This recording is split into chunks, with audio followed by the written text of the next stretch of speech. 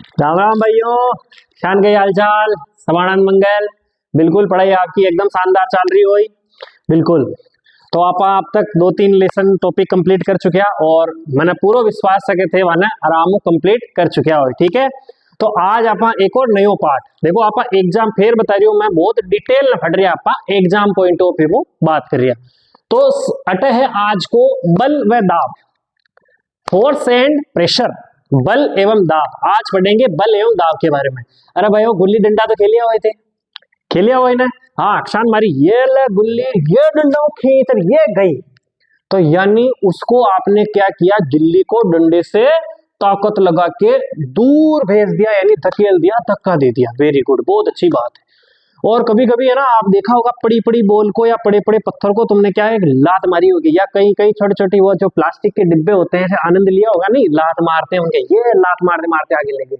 यानी वो एक जगह पड़ी हुई स्थिर वाली बॉल को आपने लात मार के उसको गतिशील बना दिया। बिल्कुल किया होगा, क्रिकेट तो खेला ही होगा, बिल्कुल खेला होगा। हाँ, उधर से कोई बॉलर ने शानदार तेज गति से बॉल फेंकी और अब देखो वो आ रही थी आपकी तरफ, आपने बल्ले से जोरदार मार के उसको आपकी तरफ भेज दिया, यानी आपने उसकी दिशा बदल दी, ताकत लगा के, बल लगा के। बात समझ में आ रही है आपको? और बहुत सारी बार आपने ये भी देखा होगा ना, रस्सी वस्सी खींचने वाला गेम भी खेला होगा आपने। हाँ, और आप में ज्यादा ताकत हो ना तो पीछे खींचते खींचते आप गिर भी गए होंगे, यानी किन्हीं आपकी ताकत से आपने क्या कर दिया, किसी चीज को आपने खींच लिया। आई बात समझ में? यानी बल का क्या मतलब है कि किसी वस्तु को आप खींच रहे हो या धक्का लगा रहे हो, सिर्फ ये 2 शब्द में पूरा बल खत्म है। और इनके अच्छे शब्द क्या होते हैं, मैंने 2 शब्द क्या बोले कि आपने क्या लगाया साहब, धक्का। ये लो साहब, धक्का लगाया, हर चीज के लगाया धक्का। और आपने क्या किया, खींचा। क्या किया, खींचा। हाँ भाई, या तो धक्का लगाया, बिना ताकत के तो कुछ होता ही नहीं है ना, तो आपने या तो धक्का लगाया या आपने किसी चीज को क्या किया, खींचा। Very good. अब इनके लिए कुछ शब्द होते हैं, देखो एक शब्द आता है अभी। अभी मतलब होता है केंद्र की ओर या आपके पास, और अप यानी होता है दूर। अप यानी दूर। अब यानी आप खींचोगे तब कोई वस्तु पास आएगी ना, और पास आने पर क्या होगा, ये अभी। और अप यानी दूर, तो यानी इसके लिए शब्द बना सकते हैं अपन, धक्का देने को आप क्या कह सकते हो, अपकर्षण। क्या कहा मैंने, अपकर्षण। क्या कहा, अपकर्षण। और खींचने को यानी दूर भेजना है, अपकर्षण। क्या कहा, अपकर्षण।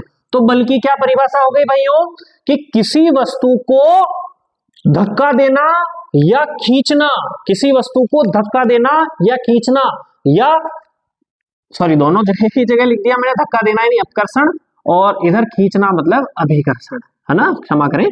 तो अभिकर्षण, या आप क्या लिखोगे, किसी वस्तु को अपकर्षण और अभिकर्षण, इस वाली कंडीशन को आप क्या कहते हो, बल कहते हो। क्या कहते हो भाइयों, बल कहते हो। तो बल की परिभाषा आपने देख ली, किसी वस्तु को धक्का देना या खींचना क्या कहलाता है, बल कहलाता है। अब बल द्वारा देखो, बल का मात्रक यहाँ आपको देखना होगा, ये बड़ी इंपॉर्टेंट चीज है। देखो बल, बल क्या होता है भाई, आप ये बताओ, आपका एक वजन है और वजन से आप कहीं जगह खड़े हो, आप ताकत आपके शरीर से लगा रहे हो ना, तो यानी हर वस्तु, कोई किसी में भार होता है ना, भार एक अलग चीज है, लेकिन यहाँ एक शब्द काम में ले रहा हूं, द्रव्यमान। इसको आप सामान्य रूप से आप भार समझ सकते हो, वजन समझ सकते हो, लेकिन हालांकि दोनों टर्म थोड़ी सी अलग है, लेकिन आप अभी इस समझने के हिसाब से समझ सकते हो कि आपका वजन है वो आप उसको द्रव्यमान मान सकते हो। यानी किसी भी वस्तु में कोई ना कोई द्रव्यमान होगा, कोई ना कोई भार होगा, कोई ना कोई वजन होगा।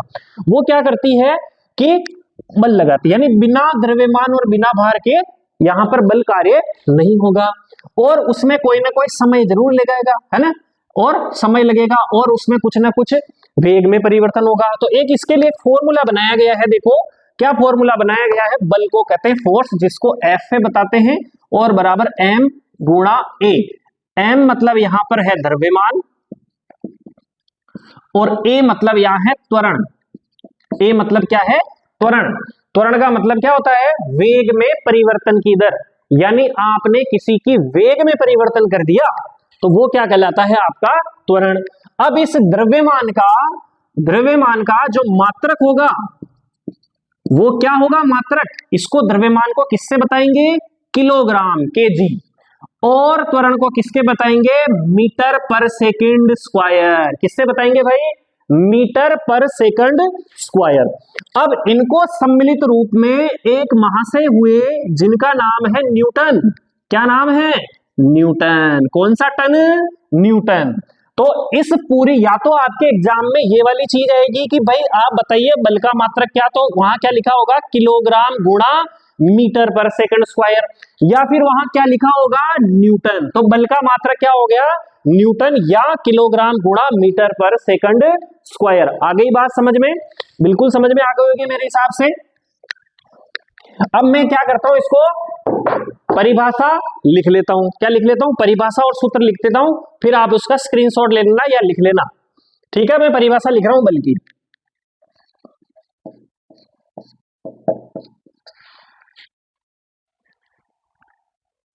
हाँ तो भाइयों, अब देखो मैंने बल की बढ़िया परिभाषा लिखी, एग्जाम में पूछने वाला प्रश्न है। बल किसी वस्तु को धक्का देना, यानी जिसे आप अपकर्षण कहते हैं, दूर भेजना है ना। और खींचना क्या कहलाता है? अभिकर्षण कहलाता है। अभिकर्षण है ना, खींचने को कहते हैं अभिकर्षण। तो किसी वस्तु को धक्का देना या खींचना बल कहलाता है। तो बल का सूत्र आपने लिख लिया, बल का सूत्र लिख लिया, F बराबर ma। क्या लिख लिया? F बराबर ma।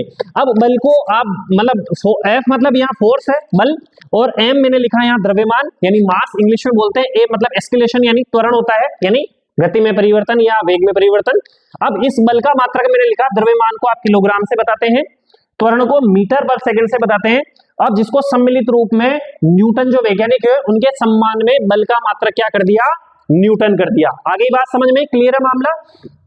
अब यहां तक आपकी बात समझ में आ गई।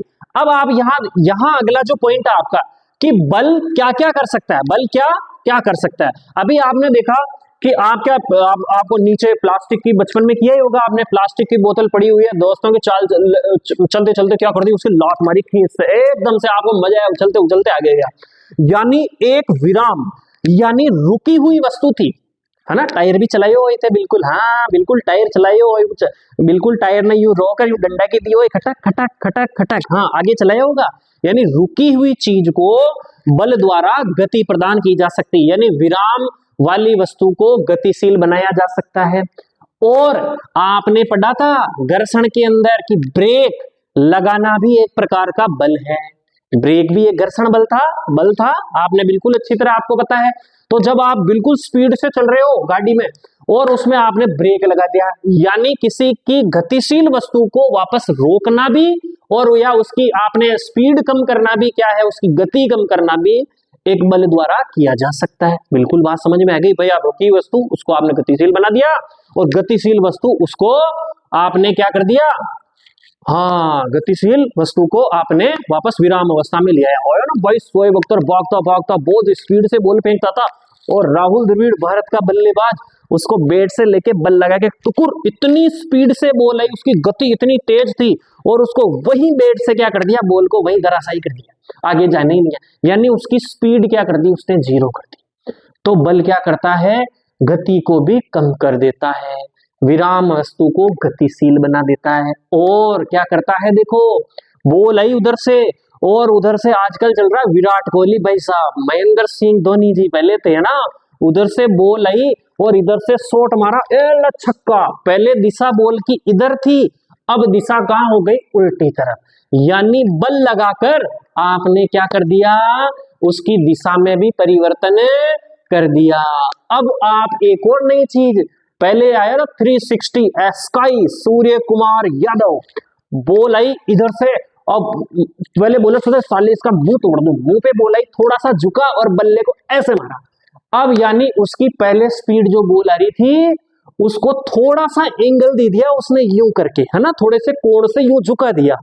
अब उसने थोड़ा सा बल लगाया और केवल क्या कर दिया? देखो दिशा भी वही है, इधर बॉल आ रही थी, इधर आ रही, लेकिन पहले 140 की स्पीड से आ रही है, अब जो बॉल गई वो सीधी बाउंड्री लाइन के पार 200 की स्पीड से। यानी उसने उसकी चाल में भी क्या कर दिया भाई साहब? परिवर्तन कर दिया। अब आपने देखा होगा बहुत सारी बार, आप में बहुत मस्ती आती होगी ना इस उम्र में, हाँ प्लास्टिक की कोई बोतल दी, नई नई जवानी आपने पढ़ाई है, आपकी जवानी वाला पाठ आपने, हाँ किशोरावस्था, बिल्कुल याद है तुम्हारे को, है ना। हाँ, बहता दरिया वापस मोड़े उसका नाम जवानी है, हाँ तो वो क्या किया था आपने, प्लास्टिक की बोतल को मान लो यूं जकड़ के आपने पिचका दिया सा। तो यानी आप बल द्वारा किसी की आकृति में भी क्या कर सकते हो, परिवर्तन कर सकते हो, परिवर्तन कर सकते हो। अब मैं ना इस चीज को यहाँ बोर्ड पर लिखा देता हूं, पहले तो आप है ना इसका स्क्रीनशॉट ले लो इसका, तो है ना। अब इसको मिटा रहा हूं मैं, और बल द्वारा क्या क्या किया जा सकता है जिसको मैं लिख रहा हूं बोर्ड पे, ठीक है, स्क्रीनशॉट ले लेना। अब मैं मिटा रहा हूं।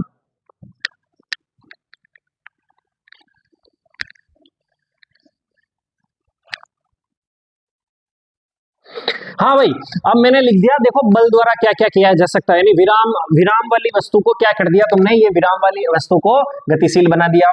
अब गतिशील वस्तु को क्या बढ़ वापस विराम में ला दिया, और वस्तु की आपने चाल में भी क्या कर दिया, परिवर्तन कर दिया। अब वस्तु की गति की जो दिशा है उसमें भी परिवर्तन कर दिया, और आकृति में भी परिवर्तन कर दिया। एक बार इसका स्क्रीनशॉट ले लो तुम, या फिर लिख लो। अब इसके बाद चलेंगे अपन कि बल के प्रकार क्या क्या है ना, यहाँ महत्वपूर्ण चीजें आ रही है। देखो ये परीक्षा में आने वाली चीज है अब जो पढ़ाने वाले हैं अपन, ठीक है। यहाँ से वैसे कम चांस है कि प्रश्न पूछे बल की परिभाषा और बल का मात्रक से ज्यादा प्रश्न पूछा जाता है, फिर भी लिख लो एक बार इसको। अब मैं मिटा रहा हूं भाई, है ना।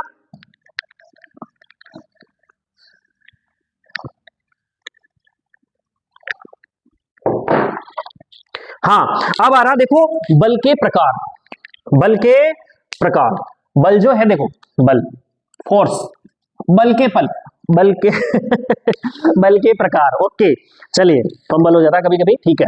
हाँ, बल के देखो क्या प्रकार, आपने कभी देखा होगा है ना, मम्मी बोलती जा कुएं से, पर आजकल तो नहीं है खैर, पर फिर भी किसी किसी आपके गरीब गांव में कभी कभी ऐसा होता होगा कि आपके कई कुएं हुए में ऐसे पानी लाना पड़ता होगा ना, तो आपकी मम्मी बोलती जा बेटा कुएं से बाल्टी खींच, है ना, ऐसे कहती होगी कुएं से बाल्टी खींच। या फिर आपको कहती होगी ले बेटा ये मेरे से उठ नहीं रहा वजन, इसको उठा माथे पे और थोड़ा लेके जा। यानी आपने क्या किया, कोई वस्तु को दूर ले जा रहे हो, खींच रहे हो, यही तो बल है।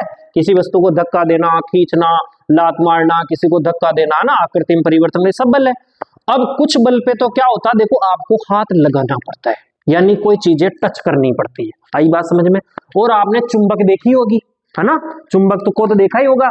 एक चुंबक यहाँ रखी और एक चुंबक यहाँ रखी, अब इसको बिना टच कराए भी है ना, ये चुंबक है ना फटाफट इसके पास आ जाती है। या कोई आपके कचरे के ढेर में है ना, आपको मान लो लोहे की वस्तु ढूंढनी हो, तो क्या करते हैं आप उसके ऊपर चुंबक चारों तरफ घुमा दो, तो क्या होगा, उस लोहे की जो चीजें होगी ना उसके ऊपर आके चिपक जाएगी, यानी उसकी तरफ खींचेगी। बल लग रहा है, तो वो कौन सा बल है, चुंबकीय बल, है ना। और आप देखते हो कि बॉल आपने ऊपर फेंकी और वापस नीचे आ गई, यानी उसको कोई ना कोई खींच रहा है, लेकिन कोई उसको पकड़ के थोड़ी ला रहा बॉल को, है ना, नहीं ला रहा पकड़ के। यानी कुछ बल तो ऐसे हैं जिसमें संपर्क करना पड़ता है, यानी उसको टच करना पड़ता है, स्पर्श करना पड़ता है। आ गई बात समझ में। तो और कुछ ऐसे बल हैं जो बिना स्पर्श किए भी किसी वस्तु को या तो धक्का दे देते हैं या खींच लेते हैं। अब ऐसे बलों को अपन ने दो प्रकारों में बांटा है ना, बल को कितने प्रकारों में बांटा भाई, दो प्रकारों में बांटा है। तो पहला जो बल है उसको अपन ने बांटा है संपर्क बल। कौन सा बल है भाई, संपर्क बल। कौन सा बल है, संपर्क बल। और दूसरा है असंपर्क बल, असंपर्क बल, यानी ऐसा बल जिसमें वस्तु को खींचने या धक्का देने के लिए उसको स्पर्श करना आवश्यक है, यानी उसके संपर्क में या टच करना जरूरी है।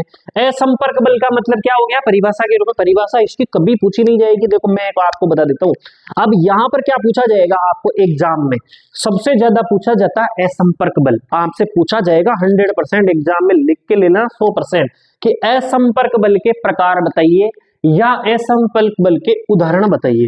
तो आपको नाम लिखना है, ठीक है। हो सकता है इनके छोटे किसी न किसी इनके प्रकारों के एक आध उदाहरण के लिए पूछने के लिए कह दी जाए, फिर भी मैं आपको ना इनकी डेफिनेशन यानी परिभाषा भी लिखा दूंगा, वो जरूरी नहीं है भाई वो, पर लेकिन उनकी क्या है, तुम प्रकार जरूर याद कर लेना। आ गई बात समझ में। तो सबसे पहले जो इंपोर्टेंट चीज है ना, मैं उसको लिखा देता हूं एक बार तुम्हारे को, तो यानी समझ में आ गया। संपर्क यानी उसको टच करना पड़ेगा, किसी वस्तु को खींचने या धक्का लगाने के लिए उसको स्पर्श करना आवश्यक है, और इसमें किसी वस्तु को खींचने या धक्का लगाने के लिए स्पर्श करना आवश्यक नहीं है। अभी मैं इनकी परिभाषा भी लिख दूंगा, ठीक है। आगे बात समझ में। अब संपर्क बल में है ना, संपर्क बल में तो आप कभी देखते होंगे, आपने अभी मैंने बताया किसी वजन को उठाना, और किसी वस्तु को आपको कोई खींच रहे हो, बाल्टी खींची, आपने कोई वजन हाथ से उठा रहे हो। आप देखते होंगे कि आपके गांव में बैलगाड़ी होगी, तो बैल है ना उस पूरी इतनी ताकत लगा के गाड़ी को खींचता है। तो वो जो शरीर के द्वारा जो ताकत लग रही है ना, आपकी मांसपेशियों के द्वारा जो ताकत लग रही है ना, उसको कौन सा बल कहते हैं? पेशीय बल। क्या कहते हैं? पेशीय बल। तो संपर्क बल का जो भाई पहला जो होगा ना, उसका नाम है पेशीय बल। क्या नाम है भाई? पेशीय बल। यानी अपनी मांसपेशियों यानी शरीर की ताकत से जो खींचा जाता है ना, वो क्या कहलाता है? पेशीय बल। जो भी तुम हाथ से ताकत लगाइए काम कर रहे हो, सब पेशीय बल। और दूसरा सबसे बढ़िया बल आपने देखा है, आपने पढ़ लिया उसको, घर्षण बल। क्या कहते हैं उसको? घर्षण बल। क्या कहते हैं? घर्षण बल। हाँ, आपने बिल्कुल पढ़ा है। दो सतहों के बीच में लगता है, और दो सतह भी कैसी? रुकी हुई नहीं, गतिशील। गतिशील अगर मान लो सतह है, तो उनके बीच में जो बल लग रहा है वो कौन सा बल है? घर्षण बल। और घर्षण बल क्या कर रहा है? गति का विरोध करने वाला बल है। गति का क्या करने वाला है? विरोध करने वाला बल है। सबसे पहली बात तो दो सतह होगी, और दो सतह होगी वो भी क्या करेगा? गति का विरोध करेगी। बात समझ गए? और दोनों में से एक जो होगी वो क्या होगी? गतिशील होगी, या दोनों भी हो सकती है, या एक गतिशील उसमें होगी। ये घर्षण बल आपने पढ़ा है। आपको है ना, अभी केवल सबसे महत्वपूर्ण में स्टार लगा कर रहा हूं, केवल इनके नाम याद कर लेना। संपर्क बल के कौन से उदाहरण है, या जैसे पेशीय बल पूछ लिया आपको कि भाई संपर्क बल के प्रकार और उनके उदाहरण बताओ, तो पहला आ गया पेशीय बल और दूसरा आ गया घर्षण बल।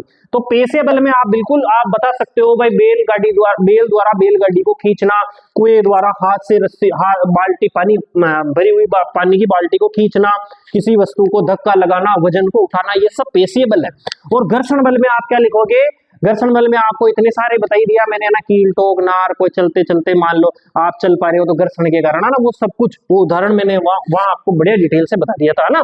ठीक है, अब असंपर्क बल, ये ना भाई इससे भी महत्वपूर्ण है, एग्जाम में ना ये बहुत ज्यादा पूछा जाता है, ध्यान रख लेना। तो असंपर्क बल यानी उसमें कोई टच नहीं करेगा। एक तो मैंने भी बताया चुंबक, हाँ बचपन में गणा के लिए हुए थे चुंबक मुंह, बिल्कुल चुंबकीय बल। कौन सा बल भाई? चुंबकीय बल। कौन सा बल? चुंबकीय बल। अब है ना इनकी सबके मैं डेफिनेशन लिखा दूंगा, पहले मैं समझा रहा हूँ ना, आप सुनना। चुंबकीय बल क्या होता है? आपने देखा होगा कि दो चुंबकें हैं साहब, ये लो साहब, ये दो चुंबक मैंने इस प्रकार से चुंबक बना दी साहब। अब यहाँ पे आपको पता, आपने पढ़ा होगा ना छठी क्लास में, छोटी छोटी क्लासों में आता, देखो चुंबक में दो ध्रुव होते हैं, है ना, दो पोल्स होते हैं, दो ध्रुव होते हैं, मतलब इनके ध्रुव का मतलब इनके किनारों को बोलते हैं। ये इसका लास्ट किनारा, ये इसका लास्ट, मतलब इनके एंड पॉइंट्स होते हैं ना दोस्तों, इनको आप ध्रुव कहते हो, है ना, एंड पॉइंट्स को ध्रुव। जैसे हमने पृथ्वी का भी उत्तरी ध्रुव दक्षिणी ध्रुव, एंड पॉइंट ऊपर का और नीचे का, है ना, उसको ध्रुव बोला है। पोल्स, है ना, नॉर्थ पोल और साउथ पोल। तो मान लो ये वाला नॉर्थ वाला है और ये वाला साउथ वाला है ना, आप जानते होंगे ना भाई, आप स्वतंत्रता पूर्वक अगर धागे से बांध के चुंबक को लटकाया जाए तो वो उत्तर दक्षिण दिशा में रुक जाती है। तो जिस दिशा में उत्तर दिशा में रुकती है वो उसका उत्तरी पोल और साउथ पोल। और इधर मान लो मैंने कर दिया, देखो दोस्तों, इधर मैंने नॉर्थ लगा दिया और इधर साउथ लगा दिया। अब देखो ये अपोजिट पोल हो गए, यानी विपरीत ध्रुव हो गए, यानी इधर साउथ है इधर तो नॉर्थ, एक जैसे नहीं है। और जो एक जैसे नहीं होते ना वही साथ रह सकते, जैसे लोग लुगाई, पता है तुम्हारे को? हाँ, लोग लुगाई कभी एक जैसे नहीं होते, फिर भी जीवन भर साथ रहते हैं दोस्तों। इधर ध्यान देना, तो साउथ और नॉर्थ ये जब होते हैं ना, ये दोनों एक दूसरे को क्या करते हैं? आकर्षित करते हैं। क्या करते हैं साहब? ये इसको पकड़ के खींचेगा, थोड़ी देर में चुंबक क्या हो जाएगी? चिपक जाएगी। यानी ये जो असमान ध्रुव है ना, इनमें क्या होता है? आकर्षण। आकर्षण मतलब किसी चीज को खींचना, बिल्कुल बात वही हो गई जो अपन बात कर रहे हैं। और अगर मैं दूसरी चुंबक बनाऊं, ये चुंबक बना दी, इधर मैंने नॉर्थ रखा, इधर मैंने साउथ रखा, और इधर साउथ रख दिया, इधर इस चुंबक को मैंने पलट दिया दोस्तों। अब क्या होगा? देखो ये समान ध्रुव आ गए पास पास में। अब ये क्या करेगा? जैसे जैसे आप इस चुंबक को आगे खिसकाओगे ना, ये चुंबक इधर भागेगी, आगे आगे इसके चिपकेगी नहीं। हाँ बिल्कुल सही बात है, बिल्कुल जो एक जैसे होते हैं ना कभी पास पास नहीं रहते, ध्यान रख लेना। हाँ, अब क्या होता है? देखो इधर देखो, अब ये दूर दूर भागेगी, यानी दूर दूर भागने का मतलब क्या है? धक्का देना, है ना। क्या होता है? धक्का देना। अब आप देखो यहाँ पर, तो ये भी एक तरफ खींच रहा है, ये धक्का दे रहा है ना, यानी समान ध्रुव होंगे ना वो तो दूर दूर भेज देगा, और असमान ध्रुव होंगे वो पास पास आ जाएंगे। अब इसमें आपको कहीं लग रहा है कि मैं चुंबक को बिल्कुल टच करा रहा हूँ, टच करा के थोड़ी भगा रहा हूँ, ये अपने आप बिल्कुल दूर दूर है, ये कहीं टच नहीं कर रही है, यानी बिना ये कौन सा बल है? असंपर्क बल है ना। तो इसमें कोई संपर्क करने की आवश्यकता नहीं है, बिल्कुल टच करने की आवश्यकता नहीं, दूर से ये काम हो रहा है ना, दूर से ही तो खींच रही है और दूर से ही दूर भगा रही है। आगे बात समझ में? तो ये चुंबकीय बल है ना, आपको नाम याद करना होगा बस इसको, चुंबकीय बल का। और दूसरा गुरुत्वाकर्षण बल। कौन सा बल भाई? गुरुत्वाकर्षण बल। आप जानते होंगे साहब, गुरुत्वाकर्षण बल को आपने बचपन से पढ़ा होगा। हाँ, क्या पढ़ा होगा, जैसे मान लो ये पेन है, इस पेन को मैंने ऊपर फेंका और वापस नीचे आया, देखो है ना। और आप भी है ना ऊपर से बहुत सारी बार देखा होगा कि वो तड़ाव की पहाड़ पे गया, मानेटो को बड़े आराम शानदार पहाड़ी भरी और ऊपर नु छंगल लगांग लगाई, और जब भी आप कटे जाओ नीचे यूं तो को ना ऊपर नु छलांग लगाई, ऊपर आसमान में चल गया, न जावे बिल्कुल न जावे। हाँ, अब आप देखो इको आविष्कार कोई करियो, इको आविष्कार करियो न्यूटन साहब, कोई करियो न्यूटन, कशान करियो एक बाई लाइफ बाबड़ा बढ़िया मजदूरी कर कुरार आर बढ़िया उका कही आप एप्पल का बगीचा, वो एप्पल का बगीचा का नीचे जार आनंद में सूर्यो मानने बहुत था गयो फुनादन हो गया सुया ना, और ऊपर न वार एप्पल पड़ी मार का नाक पे, अरे 12 घनी देर तक तो मछड़ियो। और आपने जैसे को भारत को आदमी हो तो ने तो कई कहते तो गड़िया काट दो कि मानेटो को भगवान कतरो खराब है, तेरा दिन में मल्ले मजदूरी कर रटे बैठो आनंद मोर इके खाना खई चक्कर पड़ियो मार तो किस्मत ही खराब है, आर सालो एप्पल लिटी उटी का न पड़ गयो मारे आर वो भी नाक पे पड़ियो, मारी नींद जगा दी, मारा लाग गिरिया करगी, भगवान कणो खराब। लेकिन आप सोचो उस व्यक्ति ने इतनी थकावट में जो उसके नाक के लगी, उसने क्या प्रश्न किया। देखो साइंस हमेशा प्रश्नों से आती है, याद रख लेना, क्यों कैसे इन सब चीजों से प्रश्न से साइंस आती है, बाकी साइंस ना बनती नहीं, अब प्रश्नों से ही सब बनते हैं। महाभारत के अंदर भगवान श्री कृष्ण ने अर्जुन को ज्ञान दिया, इसे थोड़ी दे दिया बक बक करते करते, नहीं दिया भाई साहब, वो बैठ गया, अर्जुन ने लगातार क्वेश्चन दागे और उधर से भगवान श्री कृष्ण ने लगातार उत्तर दिए, धड़ाधड़ अर्जुन ने क्वेश्चन दागे उधर उत्तर दे दिए। तो बिना प्रश्नों के साइंस नहीं बनती, कोई ग्रंथ नहीं बनता दोस्तों, याद रखना। तो प्रश्न पूछा करो, साइंस बिना प्रश्नों के नहीं बनती है ना, बिना ऐसे अंधविश्वास में अपने को नहीं जीना।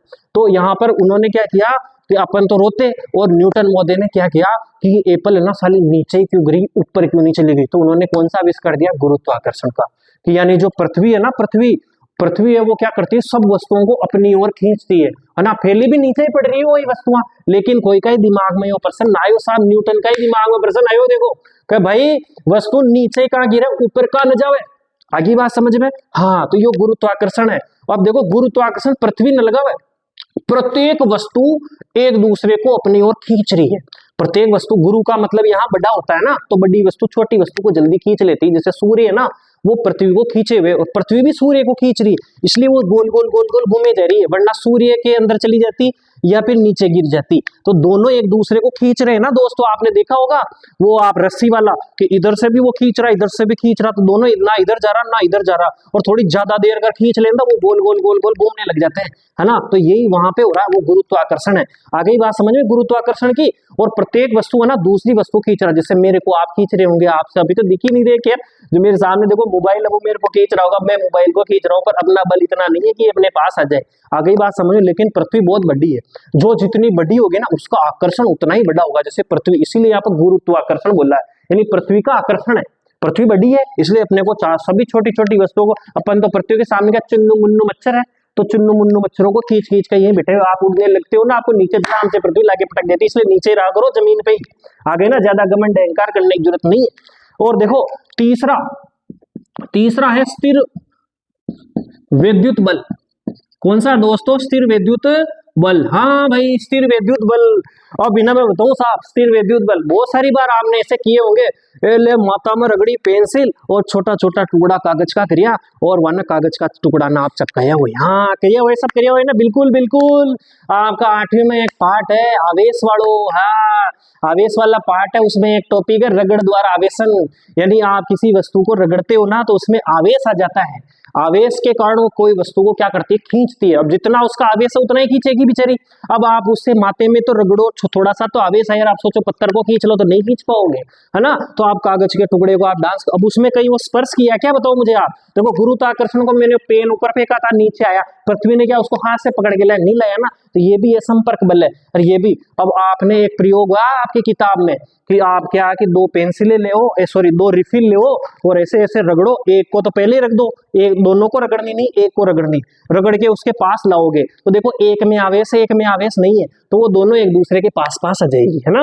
अब वो पकड़ के थोड़ी लाई पेंसिल, वो पर उसके आकर्षण है, यानी कौन सा आवेश आने के कारण उसमें आकर्षण आ गया, और अब दोनों आप रिफिल को है ना रगड़ के माथे पे और उसके नीचे रख दो, तो वो क्या करेगी, दोनों में आवेश आ गया और समान आवेश है, एक जैसी वस्तुएं, तो क्या करेगी, चुंबक की तरह दूर दूर भागेगी साहब। तो एक बार तो आकर्षित हो यानी पास पास है, यानी खींचना, और दूर दूर गई प्रतिकर्षण हुआ यानी उसमें धक्का दे दिया, तो वही खींचना और धक्का देना दोनों चीजें आ रही है और कुछ नहीं आ रही है। देखो यहाँ पर तो ये कहलाता स्थिर विद्युत बल, यानी कोई एक आवेशित वस्तु दूसरी या तो अनावेशित होगी जिसमें आवेश नहीं होगा, या फिर दूसरे में भी आवेश होगा, तो उसको क्या कर रही है, या तो खींचेगी या धक्का देगी। तो इस प्रकार का बल को आप क्या कहते हो, स्थिर विद्युत बल कहते हो। भाइयों ये सबसे इंपॉर्टेंट है, एग्जाम में 100% पूछे जाने वाला प्रश्न, लिख के ले लेना कि ये संपर्क बल के प्रकार बताइए आप, तो ये बता देना चुंबकीय बल, गुरुत्वाकर्षण और स्थिर विद्युत बल। एक बार है ना इन्हें आप छाप लो बढ़िया सो। अब मैं आगे परिभाषा लिखा रही हूँ एक एक कर, ठीक है, ज्यादा टाइम को ना छोटो बड़ो वीडियो बना लो, दिक्कत था नहीं वाली। एक बार है ना बिल्कुल आप तरीका छाप लो। अब मैं नहीं मिटा रही हूँ।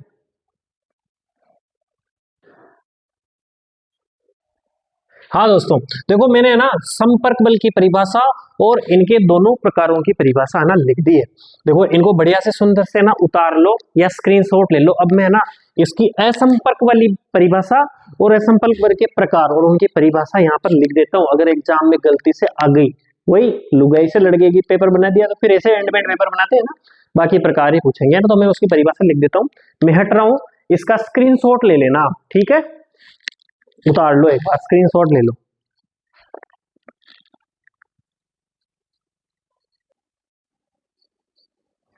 हाँ भाइयों अब मैंने ना असंपर्क बल की परिभाषा और इनके तीनों प्रकार और उनकी परिभाषा भी लिख ली है।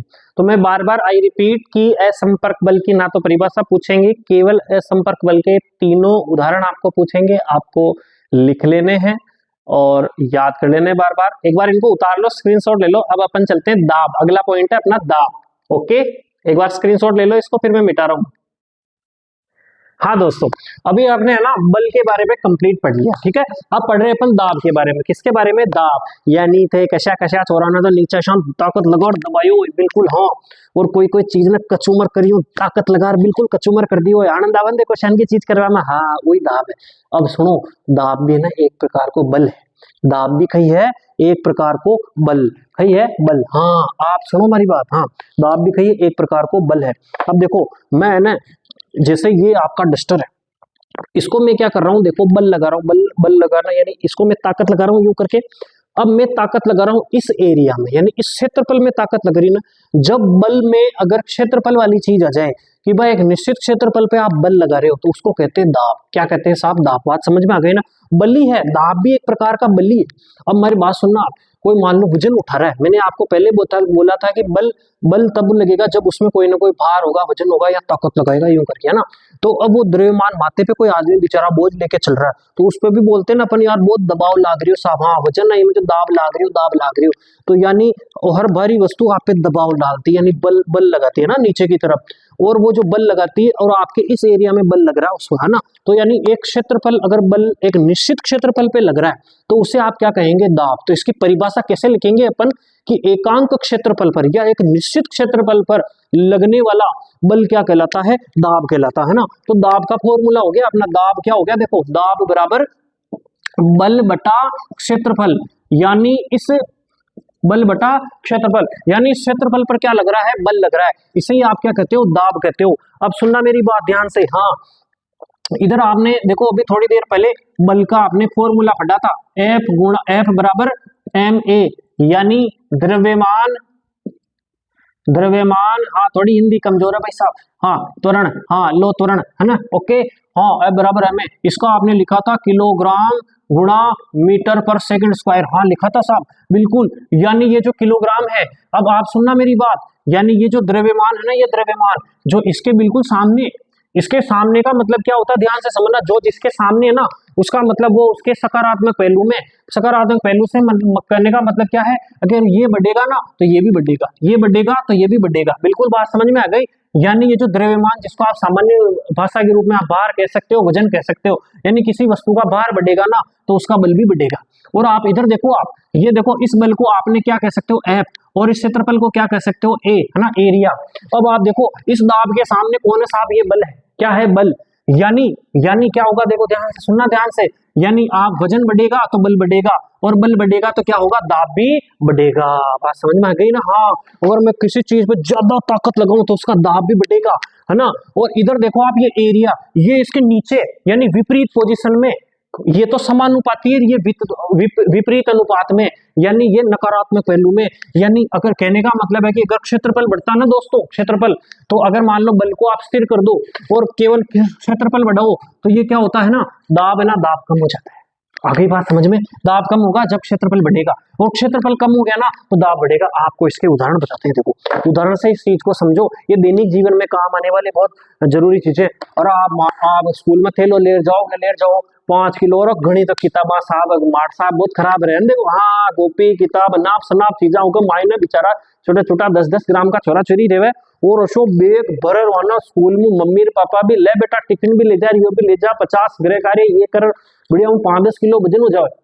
अब वो थैलो आप ले जा रहे हो, अब वो थैला की है ना वाजो पट्टो है ना, उनको जो अटते खांदा पर लटकाओ, हाँ वो पट्टो टूट गयो बीच में, तो एक दूसरो जो माध्यू रे वो क्या होगा, कहीं कोई ना कहीं सूतली बांध देगा, सूतली, हाँ धागा बांध दे, इसकी धागा, हाँ धागा सूतली बांध दे। और वो धागा सूतली जो रहता है पतला पतला, यानी उसका क्षेत्रफल रहता है कम, क्षेत्रफल कम होगा तो आपको भी क्या बताया, दाब ज्यादा लगेगा, यानी आपकी ये चमड़ी ज्यादा दबेगी। जैसे मान लो सूतली बांधी और 5 किलो का तेला लटका लियो, तो थोड़ी देर बाद आप देखो कि आपका टक गड़बड़ लग जाए, यानी वह चीज दबने लग जाती, वो चीज यानी वहां दाब ज्यादा लगेगा। यानी जैसे ही आपने क्षेत्रफल कम किया तो दाब क्या हो जाएगा, ज्यादा, और यहाँ आपको दर्द महसूस होने लग जाएगा दोस्तों।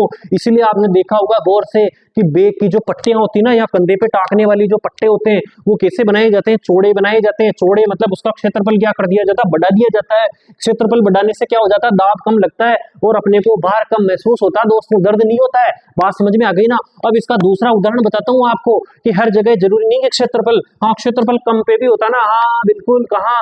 अब देखो आप मेरी बात सुनो, किसी आदमी को काटना, खचर खचर करना हो तलवार से, तो तलवार के थे क्या लगाते हो, धार लगाते हो।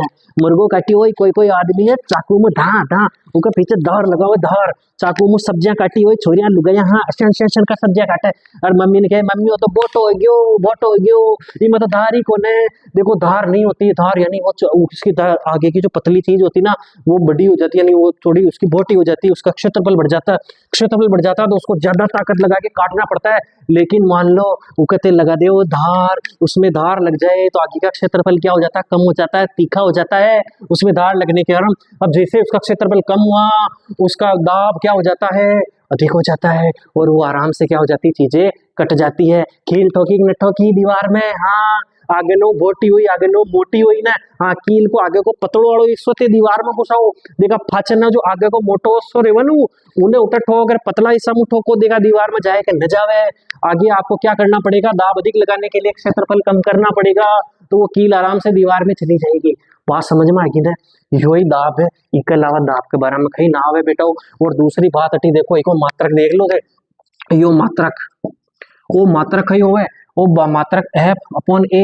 एफ का मतलब आपने लिखा था न्यूटन, क्या लिखा था साहब, न्यूटन, और गुणा बटा ये क्या है, क्षेत्रफल, या न्यूटन बटा क्षेत्रफल। आगे बात समझ में, इसको सामान्य रूप में क्या बोलते थे दोस्तों, पास्कल, क्या बोल देते हैं, पास्कल।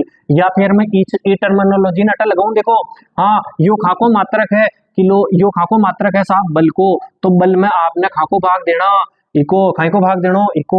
अब देखो अटक ही हुई, बल को तो मात्रक ही हो गया किलोग्राम गुणा मीटर पर सेकंड स्क्वायर, और खाई को भाग दे दो एरिया, एरिया को आप जानो है ना, मीटर स्क्वायर, मीटर गुणा मीटर, यो लो साहब मीटर गुणा मीटर। अब ई मीटर में ओ मीटर कट गयो, तो अब अटक ही बच्चों किलोग्राम किलोग्राम, ऊपर तो कहीं ना बच्चों दोस्तों, देखो नीचे नीचे बच्चों सेकंड स्क्वायर गुणा मीटर, और इन्हें कहीं खेवे दोस्तों पास्कल खेवे, कहीं खेवे पास्कल। एक बार है ना इको ते स्क्रीनशॉट ले लो, आसान को आसानी।